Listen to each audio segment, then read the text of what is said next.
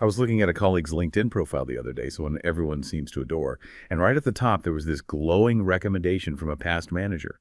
James is thoughtful, consistent, and wonderfully easy to work with. In the corporate world, that's the gold standard. It's the ultimate compliment. But as I stared at those words, I didn't feel admiration. I felt a chill. Because if you look closely at James, if you look past the suit and the perfect culture fit scores, you realize something disturbing. That easiness isn't a personality trait. It's a survival strategy. It is the specific behavior of someone who has learned, through years of subtle violence and corrections, that his actual self is a liability. He doesn't stay quiet because he's calm. He stays quiet because he's been trained to believe that taking up space is dangerous. The terrifying contradiction here is that the world rewards the very thing that is destroying him. While his employer praises his executive presence, his cardiologist is prescribing beta blockers for a heart rate that won't go down. A body trembling from a war no one else can see. It forces you to ask a really uncomfortable question. When the world tells you you're a good fit, are they complimenting your talent? Or are they just thanking you for how much of yourself you've successfully managed to kill? Wow. That is such a stark and necessary place to start. It just perfectly frames the central tension we need to get into today. It's a tension you see everywhere once you start looking for it. It is. I mean, we're essentially diving into the mechanisms of a really terrifying transaction, aren't we? It's the exchange of, profound internal psychological and physiological health for external societal or corporate success. Exactly. A transaction. And we celebrate it. We celebrate the employee who is low drama, the one who blends in seamlessly, the one who never pushes back. But we so rarely pause to ask what the cost of that perfect performance is to the actual person. Right. What's the internal price tag on being easy to work with? So I think our mission for this deep dive is to really connect those dots. We need to unpack precisely how modern corporate structures actively demand this specific type of self-erasure, this masking, and then trace the scientific neurobiological pathway of how this chronic suppression literally reshapes the human brain and body. And crucially, we have to look at the massive irony sitting at the end of this road.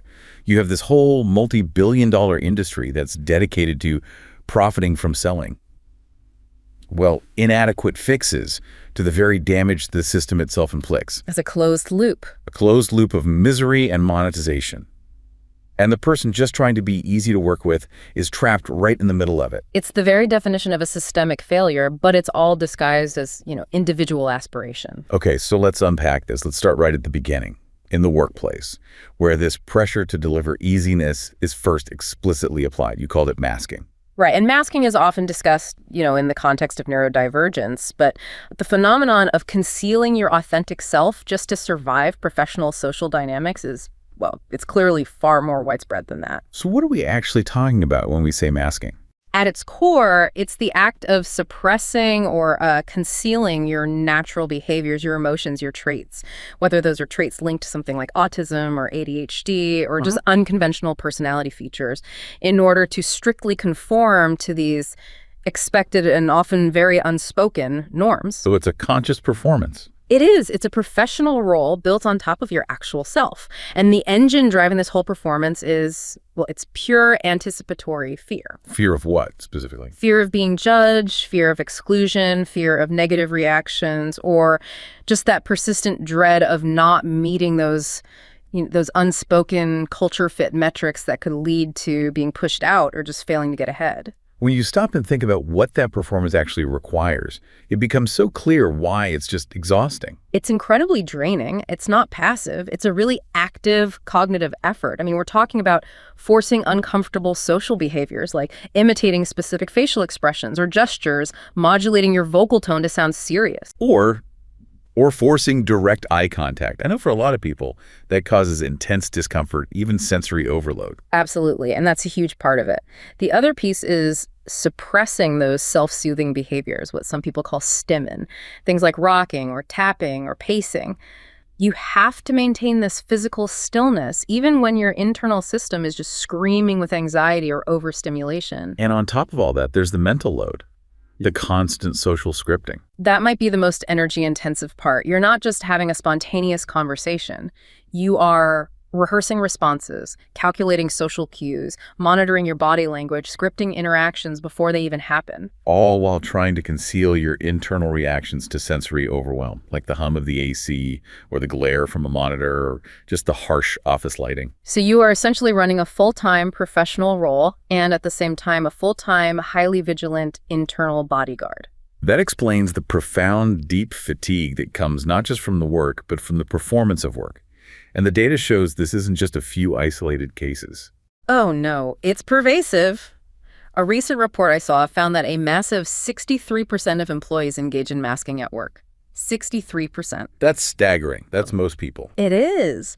And when you realize that most people are spending the majority of their week engaged in a performance that fundamentally drains their internal resources, well, the professional consequences become tragically inevitable. This circles us right back to the heart of that culture fit trap. I was thinking about the story of an employee, let's call him Marcus. He achieved every single technical KPI, analytically stellar, hit all his measurable goals, but his promotion was blocked. And why? The reason they gave was poor ratings in executive presence and culture fit. Of course. The vague, unmeasurable metrics. Yeah. What was the feedback? It stated he needed to be less reserved and more assertive. And that just highlights this insidious professional double bind.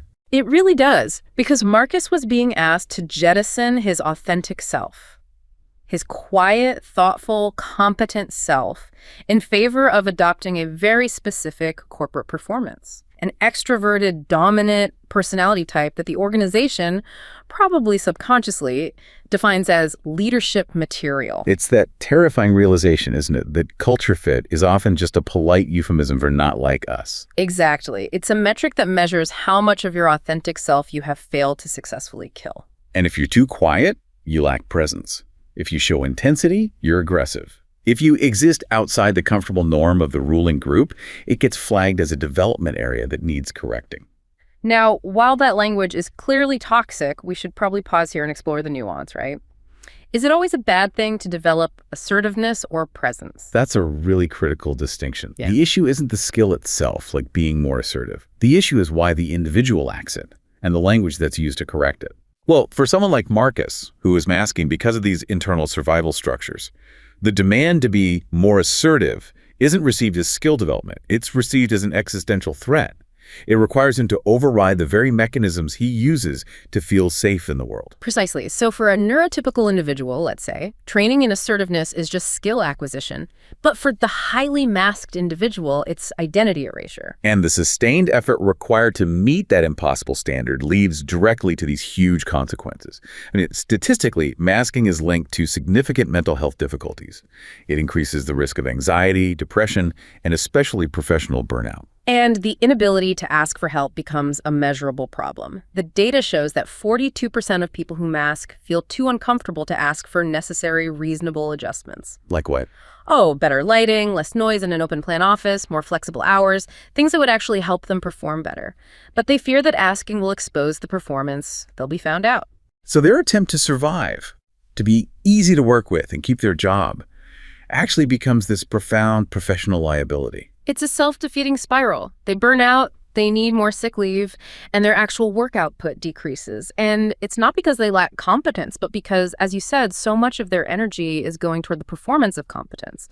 It's a system that prioritizes personality conformity over actual professional measurement. That takes us into the deeper current that's flowing beneath all this workplace anxiety. I mean, if 63% of the working population is masking, the pressure has to be leveraging something really fundamental, something beyond just having a difficult boss. Right. It feels like this pattern of suppression, this deep need to blend in and be easy, is rooted in something much deeper, kind of complex psychological structure, specifically complex trauma. This is where the narrative really shifts from, say, generalized stress to deep ingrained structure. And we have to be precise here. We're talking about complex trauma, or CPTSD, which is clinically distinct from what most people think of as PTSD. Okay, so break that down. What's the difference? Well, post-traumatic stress disorder, PTSD, is typically associated with a single, definable, catastrophic event. A natural disaster, a combat incident, a serious accident. Something you can point to on a timeline. Exactly. CPTSD, on the other hand, arises from ongoing systems of harm. Chronic, inescapable adversity, often learned in childhood. It's a sustained environment where love, acceptance, and safety are conditional. Conditional on what? On compliance, on silence. It's where you learn piece by piece, day by day, that your authentic self is a vulnerability, that it's something that must be guarded and suppressed to survive. And this isn't just a metaphor, right? This actually changes the brain. Critically, yes. Neurobiological research confirms this. This sustained danger physically changes the brain's architecture. Specifically, it affects the hippocampus, which is the area responsible for regulating memory, emotion, and your stress response. So it's literally structured by danger. It is. And the brain doesn't just get over its own structure. Not when that structure was fundamentally shaped by the absolute necessity of survival. So that core lesson you absorb in youth, that taking up space is dangerous or that your authentic self is a mistake, that just hardens into a permanent neurological survival strategy. It does. Self-erasure becomes pre-programmed behavior, and chronic self-doubt hardens into the underlying operating system of the person. This is the foundation that someone like James carries with him into the boardroom every single day. So if we look at the core roadblocks that trauma survivors face in career development, what's the biggest one? The first and most dominant issue is the foundation of safety. Safety is a biological priority, full stop. If you do not feel fundamentally safe, whether that's physically or psychologically, all of your available mental and emotional capacity is devoted merely to establishing that sense of stability. And if you're diverting all your resources to just basic survival, you have nothing left for thriving. Exactly. The energy required for basic functioning, just for managing the trauma response, it preempts the energy that's required for advancement, for innovation, for any kind of professional growth. That makes so much sense. That's why many high-functioning survivors report feeling constantly exhausted, like they're running through quicksand every day, while their peers just seem to glide effortlessly into the next promotion. And then the workplace punishes the secondary symptoms of this struggle, particularly something like emotional dysregulation. What does that look like in an office setting? Well, the struggle to manage intense emotions is a defining symptom of CPTSD, so this might manifest as intense reactions to feedback, emotional flashbacks triggered by a certain tone of voice, or just real difficulty managing interpersonal conflict. Which, from the outside, might just look like someone is difficult or high drama. Precisely. And while it's completely understandable given their internal state, that volatility is deeply detrimental to building professional trust and managing relationships with coworkers and leaders who expect, consistent, predictable emotional responses. It just reinforces the cycle. And then there are the limiting core beliefs. This is where the trauma hits career progression so directly. It's not about ability, is it? It's always about worthiness. Always. Survivors often internalize the harm as their own fault. This leads them to hold these persistent beliefs that they are diminished or worthless or fundamentally incapable. The self-erasure that James practices is driven by the conviction that he is undeserving of true success or promotion. So he settles for compliance. He settles for compliance because striving for more feels like inviting rejection, which would just confirm his deepest fear about himself. And this shows up in measurable ways at work, right? It's not just about being quiet. Oh, absolutely. Someone operating under this belief system might habitually over-apologize. They might fail to negotiate their salary, even when they're objectively qualified. Or they might actively decline leadership opportunities because, unconsciously, they are sabotaging success before the system can reject them. They choose smallness because smallness feels safer. This whole cycle is just perfectly encapsulated by what you might call identity compromise. Or identity confusion. Normal identity formation involves exploring your uniqueness, your individuality. But for the trauma survivor, the primary survival strategy was often to blend into the environment, to become whoever others demanded, just to ensure they pose no threat. So that act of compromise is the very bedrock of the easy-to-work-with persona. It is. It means that embracing individuality, asserting your own needs, or advocating for yourself, all the things you need to do for career advancement, feel actively unsafe. So the praise James got for being consistent, thoughtful, compliant, it's essentially the system rewarding him for successfully maintaining his identity confusion and avoiding self-assertion, all in the service of his own survival. The reward is for the compromise, not for the talent. And the conflict here is just inescapable. The corporate world demands high-functioning emotional regulation and self-trust, yet the foundational compromises caused by CPTSD fundamentally undermine both. The system is asking the trauma survivor to employ the very survival mechanism that caused their internal suffering in order to gain external validation. Which brings us to the ultimate cost, the physical breakdown. The cardiologist, the beta blockers. The body has been running this high-alert, self-erasing survival performance for years, and eventually the ledger comes due. Right. And we really need to view this traumatic stress as a major environmental challenge, one that places physical and psychological health equally at risk. The key physiological concept here is something called allostatic load. Allostatic load, what's that? It's a term that describes the cumulative wear and tear on the body because of these repeated cycles of chronic stress. So it's not just about a momentary spike in stress. No, it's the body's failure to progressively shut off the acute stress response. It's like keeping your car engine redlined constantly, day after day. The stress level stays subtly elevated, and that leads to this wide-ranging physiological dysregulation over time. And this chronic activation is made even worse by another process, right? Something called sensitization and kindling. Yes, and this is crucial for understanding why trauma symptoms can show up much later. It means that prolonged psychological distress leads to a progressive escalation of your symptoms. So the body's alarm system becomes hypersensitive. Exactly. Imagine a smoke alarm that's been frequently triggered. Over time, it develops an increased and exaggerated reactivity, a much higher amplitude alarm. So now, a small, innocuous flicker of light or a gentle breeze, which other people barely notice, can trigger a full-blown emergency response. So minor workplace stresses, an email from a difficult boss, a slightly harsh tone in a meeting, can turn what was subclinical distress into a disabling syndrome over time. That's the mechanism. And that constant low-level feeling of being watched, that perpetual vigilance required to be easy to work with, isn't just mentally exhausting. It's literally fueling an overactive alarm system that eventually starts to malfunction. And that leads to very specific systemic health consequences. One of the strongest associations is with somatization. That's the manifestation of psychological distress as chronic, medically unexplained pain. The research is very clear on this. PTSD has the strongest relationship with somatization among all psychiatric disorders. The body is registering the suppressed emotional turmoil as a physical injury. And for complex trauma specifically, the rates are even higher. Alarmingly so. Individuals with CPTSD showed high somatization severity in 70% of cases. That's compared to 48% of those with standard PTSD. So the majority of these high-functioning professionals who are struggling with lifelong psychological survival are also dealing with chronic, unexplained physical pain. Yes, and this manifests in conditions like fibromyalgia, irritable bowel syndrome, or IBS, and chronic fatigue. All of these share neurobiological abnormalities with sustained stress disorders, specifically HPA axis dysfunction and the central sensitization of pain responses. The nervous system becomes so attuned to injury that it starts manufacturing the physical experience of injury itself. And beyond the chronic pain, there are the cardiovascular and metabolic risks. This brings us right back to James and his beta blockers. The data here is just unequivocal. PTSD is directly linked to an elevated risk of hypertension, and this link exists independently of other factors like depression. That model of chronic kindling means that exposure to even minor traumatic triggers at work leads to repeated spikes in blood pressure, heart rate, and sympathetic activation. These spikes just wear down the vascular system. Then what about metabolism?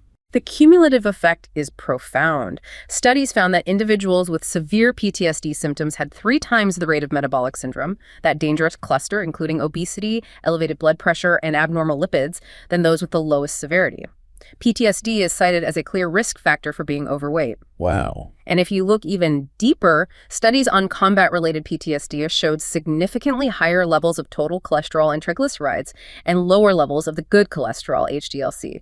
That suggests an elevated risk of arteriosclerosis or hardening of the arteries. This is a physiological consequence of dysregulation, not just a matter of diet or lifestyle choices. This brings us to the most direct link to James's story, the cardiac damage, specifically the risk of developing conditions like atrial fibrillation or AF, that irregular, often dangerous heart rhythm. How does emotional silence cause the heart to literally misfire? The connection between sustained mental disorders and arrhythmias is a rapidly growing area of research, and the risk is clear. Individuals with mental disorders, including PTSD, carry a 1.5 to 2-fold higher risk of atrial fibrillation than the general population. The heart trouble isn't random, it's a predictable outcome of chronic hypervigilance. So what's the mechanism? What are the specific biological links that let chronic psychological stress translate into structural and electrical heart problems? Well, there are four crucial shared mechanisms. The first is autonomic nervous dysregulation. This is the key. It's where the sympathetic nervous system, the fight or flight system, predominates The constantly. body is just stuck in fight mode. Exactly. This increased sympathetic tone or decreased parasympathetic activity, it fundamentally disrupts the electrical current of the heart. It leads to electrical instability and, over time, causes structural remodeling in the atrium, the heart's upper chambers, which triggers and perpetuates AF. Okay, so that's the first one. What's the second? The second mechanism is HPA axis overactivation. We talked about chronic stress leading to chronic cortisol release. Well, this constant flow of cortical hypersecretion actually affects cardiac calcium homeostasis. Wait, calcium. The regulation of calcium is critical for every single muscle contraction, including the heartbeat. That's right. And when calcium regulation in the heart muscle cells is dysregulated by cortisol, it enhances what's called triggered activity. This causes ectopic atrial activity, small electrical misfires that lead directly to AF. So the stress hormone that the brain releases to cope with the demand of constant masking is, quite literally, compromising the heart's ability to contract correctly. It is a direct biological betrayal driven by the requirement for emotional suppression. That's profound. What's the third link? The third is systemic inflammation. We know that chronic psychological distress is highly inflammatory. Cytokines like TNF-alpha and IL-6 are elevated in individuals with mental disorders. Well, these same inflammatory agents are known drivers of the electrical and structural remodeling that's associated with AF. They directly affect ion channels in the heart, leading to irregular conduction and tissue fibrosis. So the body's inflammatory response to psychological trauma ends up scarring the very tissue of the heart. Precisely. And the final link is mitochondrial dysfunction and oxidative stress. Both your neurons and your heart cells have extremely high energy demands. So dysfunction in the mitochondria, the energy powerhouses in one system, contributes to pathology in the other. High levels of reactive oxygen species, which result from this dysfunction, are proarrhythmic.